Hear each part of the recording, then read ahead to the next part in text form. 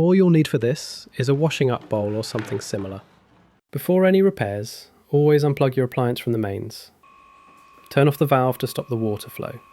A little tip, if the valve shutoff is running the same way as the pipe, it means the water is flowing. If it's turned and it runs sideways, it means the water has been stopped. Place a tub under the pipe to catch any water. To remove the fill hose connected to the valve at the wall, simply unscrew it. Let the water drain into the washing up tub.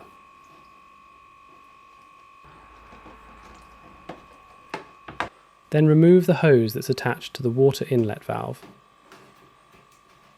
There shouldn't be much water, as everything should have drained down when we remove the connection at the bottom, but have a tub ready just in case.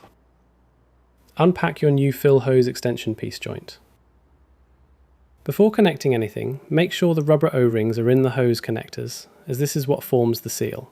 The straight connector on the blue hose will attach to the valve at the wall. The 90-degree bend connector on the blue hose will attach to the extension piece. The straight connector on the grey hose will also attach to the extension piece.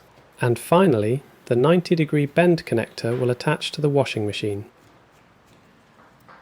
Attach the extension piece to the two ends and twist them on hand tight.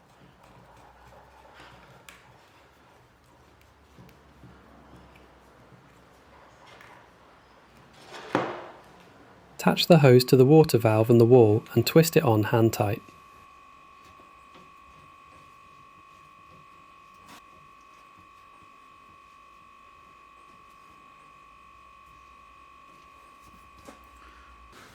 Finally, attach the hose to the washing machine, twisting it on hand tight.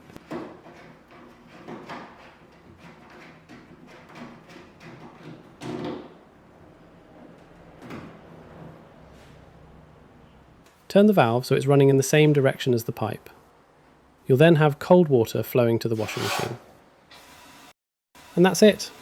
Your new water fill hose extension piece joint is all set to go.